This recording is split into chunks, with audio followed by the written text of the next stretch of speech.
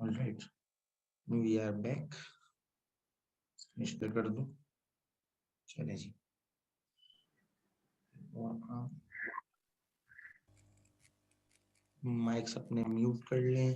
चले मैं कर देता हूँ, छोड़ा आप लोग म्यूट करके बार बार कर। चले, ऑल राइट।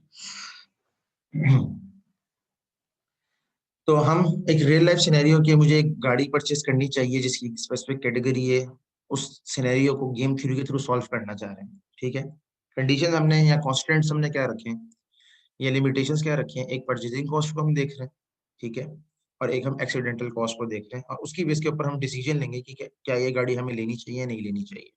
सही। तो परचेजिंग कॉस्ट जो मेरी एसयूवी है, ठीक है, उसकी 5 है, और जो कार है उसकी 3 है।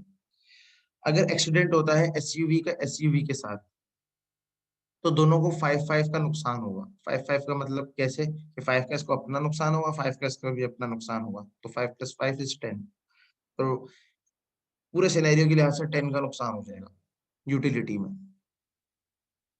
अगर कार का एसयूवी के साथ नुकसान होता है, सॉरी एक्सीडेंट होता है, तो कार वाले को $3.88 का नुकसान होगा, और एसयूवी को 2 का। ये 8 और 2 कैसे हुआ? 8 और 2 ऐसे हुआ कि एक तो इसको एसयूवी वाले को पैसे देने पड़ेंगे, उसकी कॉस्ट पे करनी पड़ेगी, और इसकी अपनी जो कॉस्ट है वो, ठीक है, तो इन दोनों ही कॉस्ट का बेसिकली सम है। और एसयूवी वाले को खाली इसकी कॉस्ट देनी पड़ेगी, ठीक है, जो कि 3 है, और उसमें अगर बैलेंस करेंगे तो यहाँ पे 2 लिखी हुई, वैसे इसको 3 कर देना चाहिए, ये 3 होगी, ठीक है, 2 नहीं होगी, ताकि ये चीज बेहतर रहे। 5 - 3, 5 - 3 = 2 नहीं होगा, 5 - 3, हाँ 5 - 3 2 होगा, बिल्कुल, हाँ सॉरी, मैंने गलत किया, 2 ही था, मैंने मिस्टेक करी, क्योंकि 5 इसकी अपनी कॉस्ट है, उसमें से 3 बेसिकली ये पे करेगा, तो 5 - 3 होगा। इसी तरीके से अगर कार के साथ एक्सीडेंट हो, तो इसको भी 3 की कॉस्ट का नुकसान होगा, इसको भी 3 की कॉस्ट का नुकसान होगा, ठीक है। अब इस पूरी कंडीशन का एक मैप बना लेते हैं, जैसे अभी तक हम बनाते हुए हैं। अगर एसयूवी का एसयूवी के साथ नुकसान हो रहा है, तो इसको, इसकी जो यूटिलिटी है, ठीक है, उसमें -10 इसको पड़ रहा है, -10 इसको पड़ रहा है। एक तो अपनी कॉस्ट है, अपना अपनी कार रिपेयर करानी है, साथ में सामने वाले की भी रिपेयर करानी है, ठीक है। अगर कार का एक्सीडेंट हो रहा है एसयूवी के साथ, ठीक है, तो एसयूवी वाले को तो पड़ेगा -7, ठीक है, कि 5 + 2, ठीक है, और इसको पड़ेगा 11। 5 प्लस नहीं, 3 + 8, तो 3 + 8 11 होता है, ठीक है, तो -11 इसको पड़ेगा, इसको मतलब कॉस्ट पे करनी पड़ेगी, क्योंकि अपना अपनी कार भी रिपेयर कराएगा, एडिशनली उसकी कार भी रिपेयर करानी पड़ेगी, ठीक है, तो -11। कार का अगर एसयूवी के साथ हो तो -11 और -7, अगेन वही चीज, बस कंडीशन चेंज है। और अगर कार के साथ हो तो -6, इसकी अपनी भी रिपेयर कॉस्ट और सामने वाली कार की रिपेयर कॉस्ट। असल में तो रियल वर्ल्ड में ऐसा कर नहीं रहे होते हम लोग, एक ही पे पेमेंट भी समटाइम्स होती है, नहीं होती, लेकिन अगर किसी सिस्टम के अंदर इस चीज को मैप करना है, तो उसके लिहाज से हम ये सोच रहे हैं कि सारे लोग एक दूसरे के साथ कोऑपरेटिव है, और वो ये काम कर रहे हैं। -11 8 + 3 है, जो -11 है, 8 + 3 तरीके से 8 इसकी कॉस्ट है इसके साथ हिट होने की, ठीक है, और 3 इसकी अपनी एक्चुअल कॉस्ट भी है, ठीक है, तो इसकी अपनी कॉस्ट प्लस इसकी एक्चुअल कॉस्ट, तो दोनों के नुकसान को मिला के बेसिकली ये कॉस्ट निकाली है। ये आप टोटल यूटिलिटी देख रहे हो ना, आप खाली वन साइड नहीं देख रहे, आप दोनों साइड्स को देख रहे हो, और उसके लिहाज से ये कॉस्ट निकाली है। क्लियर है सबको?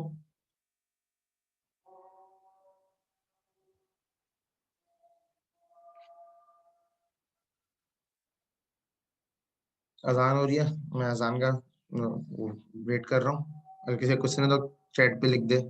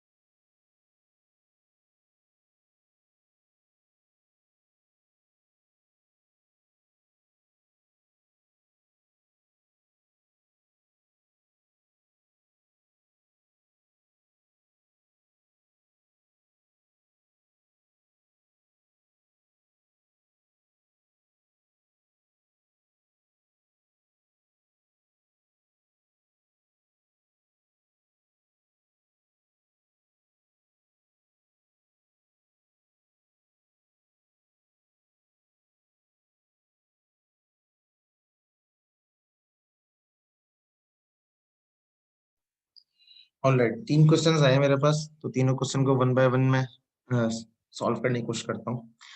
पहला क्वेश्चन हमाद का है कि इसका कॉन्सेप्ट बेसिकली ये है कि एक डिसीजन मेकिंग को हम गेमिफाई अप्रोच से सॉल्व कर रहे हैं थ्रू एआई। बिल्कुल यही हम यहाँ करने की कोशिश कर रहे हैं। अली सलमान का क्वेश्चन है कि -11 और -7 में थोड़ी सी कंफ्यूजन है। -7 -11 ऐसे हो रही है, देखो ये दोनों जो कॉस्ट है इसकी, इन दोनों को प्लस किया है, ठीक है, इस सिनेरियो के अंदर। तो 5 + 2 7 होता है, ठीक है, कि 5 का इसको अपनी अपनी अपनी गाड़ी का तो नुकसान हो रहा है, और इसको जब इसके साथ एक्सीडेंट हो रहा है उसकी कॉस्ट भी तो लगाओगे। Purchasing cost plus accidental cost दोनों प्लस होंगी। यहाँ पे भी accidental cost plus purchasing cost, तो 8 + 3 = 11। तो purchasing cost plus accidental cost को सम करके आप बेसिकली टोटल यूटिलिटी कैलकुलेट कर रहे हो। ये सिंपल एक फॉर्मूला रखा है आपने, ठीक है। तो एक्सीडेंटल कॉस्ट तो आपने निकाल ली पहले से, परचेजिंग कॉस्ट आपके पास है, दोनों को सम करो और उसके बाद उसकी बेस पे आपकी टोटल यूटिलिटी आ जाएगी। उसके साथ उसके लिहाज से फिर आप इसको अरेंज कर दो, ठीक है। क्लियर हो गया? यहाँ सब क्लियर होता है। पेपर में तुम लोग क्या करते हो? पेपर में तुम लोग से क्लियर नहीं होता। पेपर में तुम लोग पता नहीं कौन कौन सी ईरान तुरान की कहानियां लिखते हो। यहाँ पे सब क्लियर हो जाता है तुम लोगों को। हाँ, वो अलग सिनेरियो है। वाह वाह वाह वाह, वो अलग क्या सिनेरियो, ये भी तो है।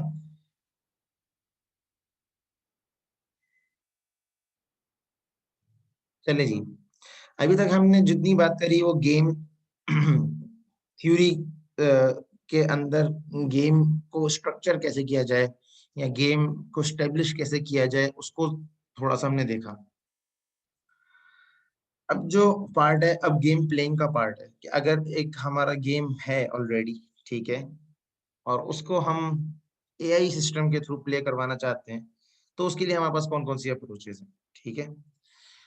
तो गेम प्लेइंग के अंदर हमारे पास, हम बेसिकली क्या कर रहे होते हैं, हमारे पास जो वर्ल्ड होता है हमारा, ठीक है, इसको एज हम सर्च प्रॉब्लम ले सकते हैं, ठीक है।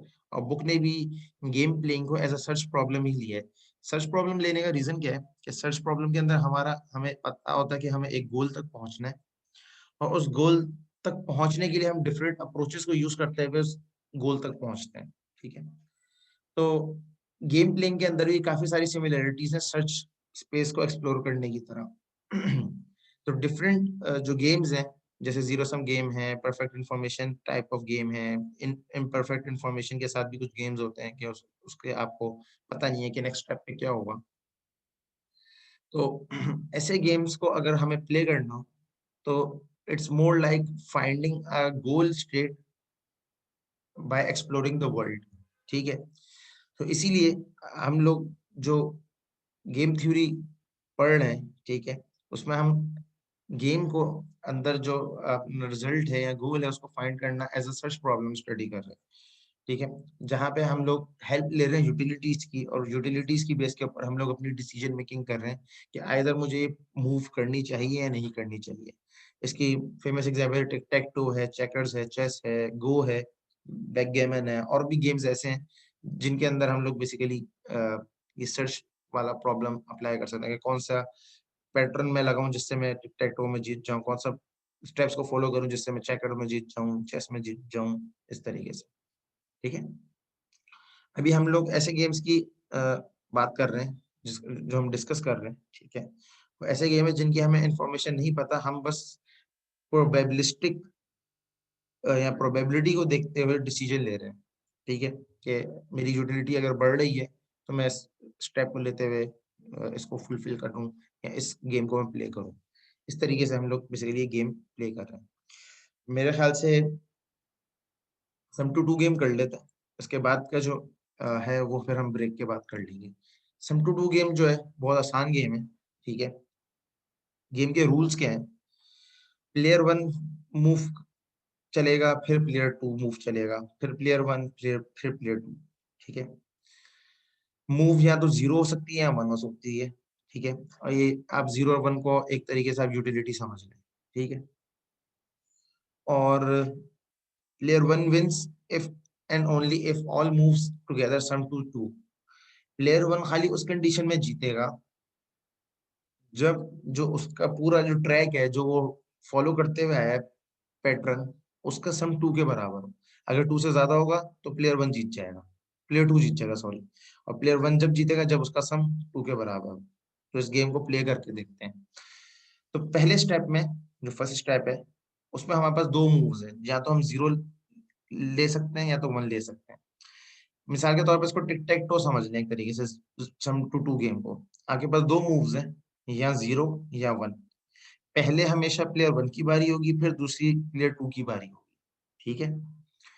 कंडीशन ये है, विनिंग कंडीशन जो है वो ये है कि अगर प्लेयर 1 जब ही जीतेगा जब अगर उसकी मूव्स का जो सम है, जो यानी यूटिलिटीज जो वो लेता हुआ आ रहा है उसका सम 2 है, तो प्लेयर 1 जीतेगा, अदरवाइज प्लेयर 1 हार जाएगा, ठीक है। सिंपल सी कंडीशन है। तो प्लेयर 1 की पहली बारी है मिसाल के तौर पर, तो प्लेयर 1 के पास चांस है चाहे वो 0 ले चाहे वो 1 ले। अगर वो 0 चूज करता है तो 0 वाला ट्री स्टार्ट हो जाएगा, अगर वो 1 लेता है तो 1 वाला ट्री स्टार्ट हो जाएगा। ये बात समझ आई, 0 वाली और 1 वाली, ये मूव्स हैं बेसिकली पॉसिबल, 0 और 1, ठीक है। अगर प्लेयर 1 0 लेता है तो प्लेयर 2 अलग टेक्निक से प्ले करेगा, अगर प्लेयर 1 1 लेता है तो प्लेयर 2 के पास एक और पाथ ओपन हो जाएगा। दूसरे स्टेप पे या दूसरे लेवल के ऊपर प्लेयर 2 की मूव है, ठीक है, इसलिए यहाँ पे भी प्लेयर 2 लिखा हुआ है, यहाँ पे भी प्लेयर 2 लिखा हुआ है। अब प्लेयर 2 के पास भी यही ऑप्शन है, चाहे वो 0 ले चाहे वो 1 चूज करे, चाहे वो 0 ले चाहे वो 1 ले। अगर प्लेयर 2 0 लेता है तो फिर प्लेयर 1 की बारी आ जाएगी, ठीक है। बेसिकली ये लेवल्स है ना ट्री के, ये लेवल्स बेसिकली प्लेयर्स की मूव्स हैं, और हम लोग हर लेवल के ऊपर देखेंगे कि प्लेयर की जो यूटिलिटी है वो क्या है। और यूटिलिटी कैसे हम कैलकुलेट करेंगे कि किस प्लेयर ने कौन सा नंबर लेते हुए मूव करी, 0 लेते हुए 1 लेते हुए। अगर 1 लेते हुए मूव करी और उसका सम 2 के बराबर आ रहा है तो प्लेयर 1 विन हो जाएगा। अगर 0 लेते हुए या 1 लेते हुए ही मूव करी और उसका सम 2 से ज्यादा हो रहा है तो प्लेयर 2 जीत जाएगा। ये सिंपल सा रूल है। और जो आपकी जो कह लें आप टर्न है वो लेवल वाइज डिस्ट्रीब्यूट है, कि प्लेयर 1 की टर्न है सबसे पहले, क्योंकि गेम का रूल है कि सबसे पहले प्लेयर 1 प्ले करेगा फिर प्लेयर 2 की बारी आएगी। तो प्लेयर 1 को पहली बारी मिली, उसके बाद दो ऑप्शन है, चाहे वो 0 ले चाहे वो 1 ले। अगर वो 1 0 लेता है तो प्लेयर 2 के पास ऑप्शन है चाहे वो 0 ले 1 ले। अगर वो प्लेयर 1 1 लेता है फिर भी प्लेयर 2 के पास चांसेस हैं, प्लेयर चाहे वो 0 ले चाहे वो 1 चूज करे। जब प्लेयर 1 ने बारी कर ली उसके बाद सेकंड लेवल पे प्लेयर 2 की बारी है, इसलिए यहाँ प्लेयर 2 भी, यहाँ पे प्लेयर 2 लिखा है, यहाँ भी प्लेयर 2 लिखा हुआ है। जब प्लेयर 2 बारी कर लेगा, ठीक है, इस लेवल के ऊपर आ गए हम लोग, तो प्लेयर 2 की बारी है। अब प्लेयर 2 चाहे 0 ले ले चाहे 1 ले ले, अभी हम सारी पॉसिबल मूव्स को देख रहे हैं, उसके लिहाज से गेम प्लान कर रहे हैं, क्योंकि हम गेम प्ले कर रहे हैं ना, तो उसके लिहाज से हम सारी मूव्स को देख रहे हैं, हम किसी स्पेसिफिक मूव को नहीं देख रहे, ठीक है। इसी तरीके से प्लेयर 2 है, प्लेयर 2 भी के पास यहाँ पे भी चांस है, प्लेयर 1 ने 1 चूज किया तो 0 चूज करें या 1 चूज करें। whatever the player chooses, player 2 chooses 0, either 0 either 1, next step के ऊपर बहरहाल प्लेयर 1 की बारी आएगी, ठीक है। तो इसलिए इस पूरे लेवल के ऊपर आप प्लेयर 1 प्लेयर 1 प्लेयर 1 नजर आ रहा है आपको, ठीक है, कि 0 लेता है तो भी प्लेयर 1 की बारी है, 1 लेता है तो भी प्लेयर 1 की बारी है, 0 लेता है तो भी प्लेयर 1 की बारी है, और 1 लेता है तो भी प्लेयर 1 की बारी है, ठीक है। प्लेयर 1 की टर्न, प्लेयर 2 की टर्न, फिर प्लेयर 1 की टर्न, फिर प्लेयर 2 की टर्न। अब मिसाल के तौर पे यहाँ पे आगे गेम एंड हो गया, ठीक है। अब आप जितनी मूव्स है उतना बड़ा आप ट्री बनेगा, ठीक है इसका। अगर मिसाल के तौर पर यहाँ पे आके गेम एंड हो गया तो अब आप क्या करेंगे, जहां से प्लेयर 1 ने स्टार्ट किया था वहां से सम करना शुरू करेंगे, ठीक है। तो यहाँ पे प्लेयर 1 ने 0 लिया, ठीक है। यहाँ पे फिर प्लेयर 2 ने जो भी बारी करी, अगर 1 लिया तो 1 आ गया उसके पाथ में, फिर 1 लिया तो 1 + 1 = 2, तो यहाँ पे प्लेयर 1 जीत जाएगा। प्लेयर 1 ने 0 लिया, प्लेयर 1 ने 1 लिया, 2 ने 1 लिया, प्लेयर 1 ने फिर 0 लिया, प्लेयर 1 विल लूज, ठीक है, क्योंकि इसका सम 2 नहीं आ रहा, 1 + 0 + 0 = 1। प्लेयर 1 ने 0 लिया, प्लेयर 2 ने 0 लिया, प्लेयर 1 ने 0 लिया, प्लेयर 2 विल विन। प्लेयर 1 ने 0 लिया, प्लेयर 2 ने 0 लिया, प्लेयर 1 ने फिर 1 लिया, इस कंडीशन में भी प्लेयर 2 विल विन। अब इस वाले पाथ, इस वाले ट्री पे आ जाए। प्लेयर 1 ने 1 लिया या 1 मूव करी, प्लेयर 2 ने 0 मूव करी, फिर प्लेयर 1 ने 0 मूव करी, तो इसका सम भी 2 नहीं आ रहा, तो प्लेयर 1 विल लूज। प्लेयर 1 ने 1 लिया, प्लेयर 2 ने 0 लिया, प्लेयर 1 ने फिर 1 लिया, तो 1 + 1 इज 2, तो ये जीत जाएगा। इस तरीके से आप जहां जहां 2 सम आ रहा होगा वहां पे आपका प्लेयर 1 जीत जाएगा, बाकी सारी कंडीशंस के अंदर प्लेयर 2 जीत जाएगा। सिंपल सा ये गेम है और इसका नाम सम टू 2 गेम है इसीलिए। ठीक है, क्लियर है आप लोगों को सबको? अब हम नमाज ब्रेक ले लें, अगर क्लियर नहीं जल्दी से क्यूरीज कर लें, तो फिर हम लोग ब्रेक ले लेते हैं। ठीक है, तो फिर 125 या 130 तक इंशाल्लाह कोशिश करेंगे। नमाज नहीं पढ़ोगे क्या? अगर ब्रेक नहीं दूंगा तो फिर नमाज रह जाएगी, मेरी भी रह जाएगी, तुम लोगों की भी रह जाएगी। किसी और टाइम पे होती तो फिर मैं कर लेता इसको मैनेज। ठीक है, फिर मैं नॉर्मली, मेरी यही आदत है, जो सुबह वाली क्लासेस है उनमें ब्रेक नहीं देता हूँ, मैं जल्दी ऑफ कर देता हूँ। लेकिन ये टाइम ऐसा है, बीच में नमाज का टाइम आता है, तो नमाज फिर बाद में रह जाती है। ठीक है, खैर सेशन रिस्टार्ट करेंगे इंशाल्लाह, तो फिर रिकनेक्ट कर लिएगा आप लोग 1:30 तक इंशाल्लाह।